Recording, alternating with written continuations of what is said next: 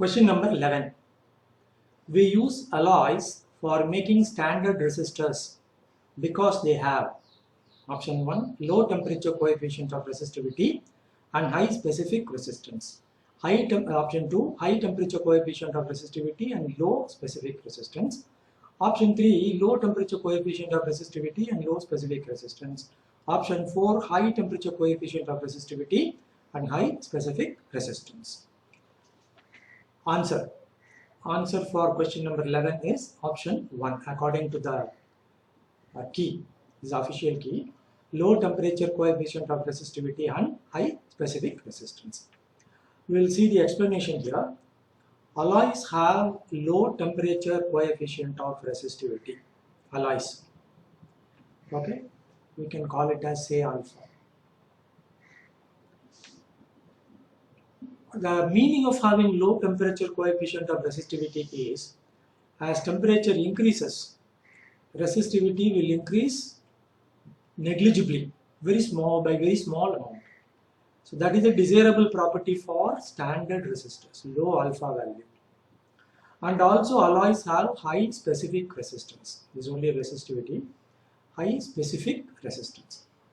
So generally alloys have low alpha and high rho, high specific resistance. See here, if alpha is low, the value of R with temperature will not change much. Very nicely given. And specific resistance is high for alloys.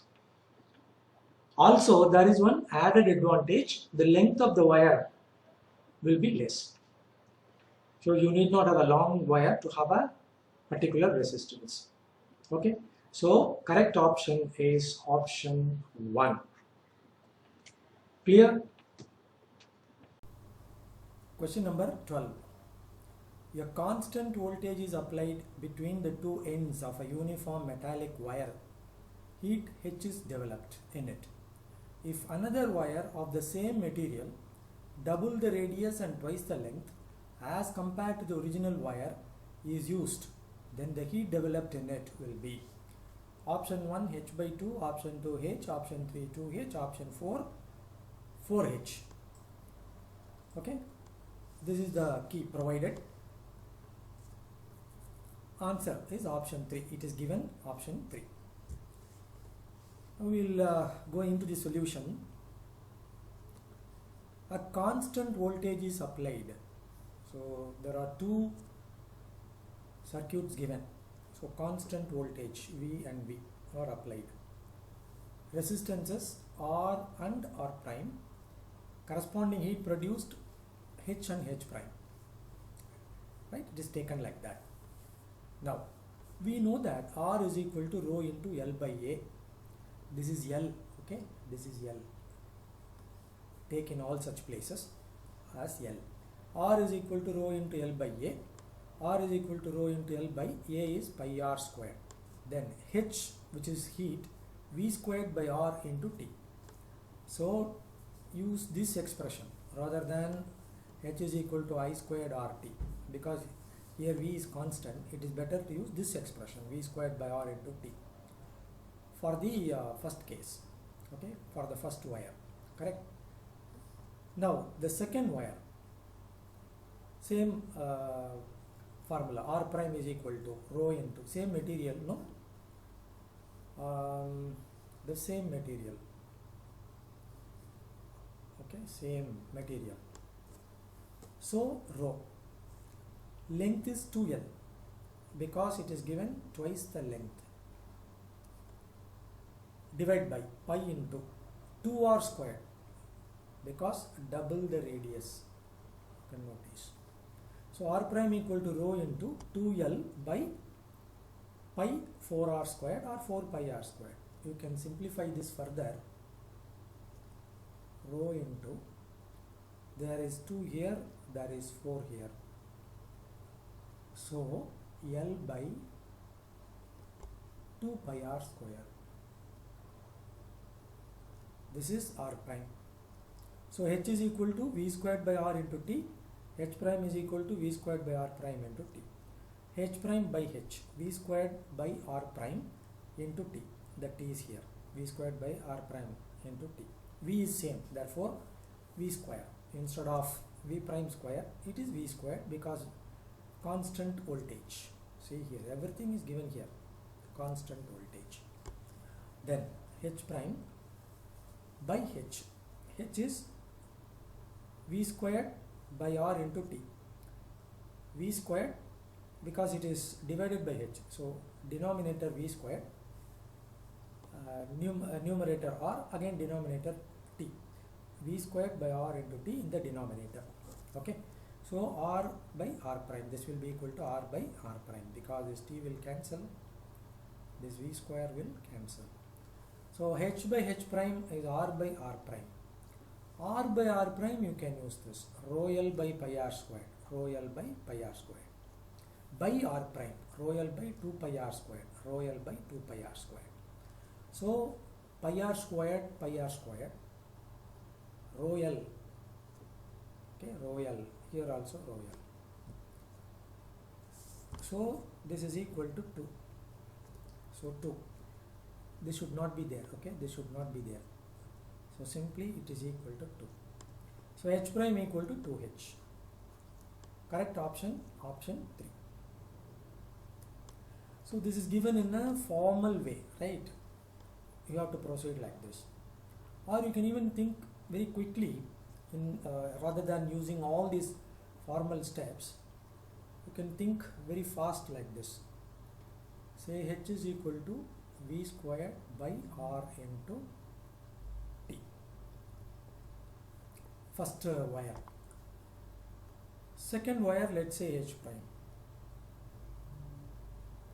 Same way, V square and T constant. We'll have to see what will happen to this R. You know, same material but double the radius. So I write here separately for this R double the radius means the area will become 4 times pi R squared, you know, but area is in the denominator. So 4 in the denominator. 4 times resistance will decrease because radius is doubled and area comes in the denominator. Then twice the length, but length comes in the numerator, so resistance will increase by 2 times. Therefore resistance now becomes 1 by 2 times compared to the original resistance. So this is half times R. This 2 will go to the numerator. V squared by R into T is H. H prime is 2H. So option 3. Same thing only, but you can just scribble something here and there, think properly, and you will get the final answer. Okay, rather than doing all these steps one by one, you can just do like this. But you should not go wrong in your concepts. Okay. Question number 13. If the potential difference V applied across a conductor is increased to 2V with its temperature kept constant, the drift velocity of the free electrons in a conductor will, option 1, remain the same, option 2, become half of its previous value, option 3, be double of its initial value, option 4, become 0. This is the official key given. We will now go into the solution. We know the formula for drift velocity. Okay, drift velocity V sub D is equal to minus capital V into small v by m into tau. See, there's a negative symbol. Negative symbol will indicate electrons drift opposite to the direction of electric field intensity. Okay, we need not use the negative symbol, so we get Vd is equal to capital E into small e by m tau. Tau is the relaxation time. Okay, here you can see in the key there is one additional L given, that is not necessary. Also we know E is V by L. or V by E is V by L. In fact, that is the reason why SI unit of electric field is volt per meter. So for E, we can write V by L. So drift velocity Vd is equal to V by L E by M tau. And you see temperature kept constant, it is given. Temperature is constant means tau constant. Tau relaxation time, that is constant. And the electronic charge constant, mass of the electron constant, and also L is constant. But what he is doing, voltage V, potential difference V is increased to 2V. So V becomes 2V. V becomes 2V. So what will happen to drift velocity now? Drift velocity, because V becomes 2V, we have 2 times V E by L M tau. V has been made 2V. This is, of course, if you want, you can take it as the new drift velocity. So you can even consider it as V d prime if you want. This will be 2 times Vd. So drift velocity of the electrons will become 2 times original value or double of its initial value. Option 3 is correct. But in the key it is given option 2. So the answer given in the key is option 2. We are getting option 3. Okay. Next question. The equivalent resistance between A and B.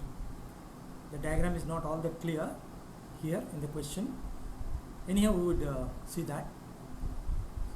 The equivalent resistance between A and B is, this is a circuit diagram given. Option 1 3 ohm, option 2 5.5 ohms, option 3 7.5 ohm, option 4 9.5 ohm. These are the steps given in the key. Answer is given as option 3, you can see here. The values of the resistances are not all that clear in this diagram. So I just write it here. This is 6 ohm, correct? This is 3 ohm. This is 3 ohm, so I write 3 ohm, 6 ohm and 3 ohm. This is 8 ohm, of course, somewhat better it looks. This is 30 ohm. We want to find the effective resistance between A and B. This is B. Okay, this is the equivalent circuit. Okay, this is the equivalent circuit. See, 6 ohm, this 6 ohm and the 3 ohm are in parallel. 3 ohm, 6 ohm in parallel. This parallel combination is in series with 8 ohm. You see, this parallel combination is in series with 8 ohm. Then that is in parallel with this 30 ohm. So this is the equivalent circuit diagram. After this, you can easily find the effective resistance between A and B. Simple. These two are in parallel, 3 ohm and 6 ohm in parallel. So effective resistance 3 into 6 by 3 plus 6. R1 R2 by R1 plus R2, or you can use 1 by R equal to 1 by R1 plus 1 by R2 formula and then find the reciprocal. Okay, but you can use here as 3 into 6 by 3 plus 6, 18 by 9, 2 ohm. That is between these two, 2 ohm. Then there is 8 ohm in series, so 10 ohm resistance. Then that is in parallel with this 30 ohm, right? 10 and 30 parallel. So 10 into 30 by 10 plus 30. So 300 by 40. 30 by 4. 15 by 2. 7.5 ohm. This is the effective resistance. Correct option, option 3, which is 7.5 ohm. Okay. Question number 15. The SI unit of magnetic field intensity is option 1 ampere meter per Newton, option 2 Newton per ampere per meter, option 3 Newton per ampere squared per meter squared, option 4 Newton per ampere per meter squared. The correct option is 2. It's given in the key, right? So magnetic field intensity, here it is the usual magnetic field, magnetic induction. He means B field. Actually there is something called H field, but from the context we understand he means B field. And you know the formula for force acting on a straight current carrying conductor, BIL sin theta, and he wants the unit for B. So B is equal to F, B only we want to know, F by IL sin theta.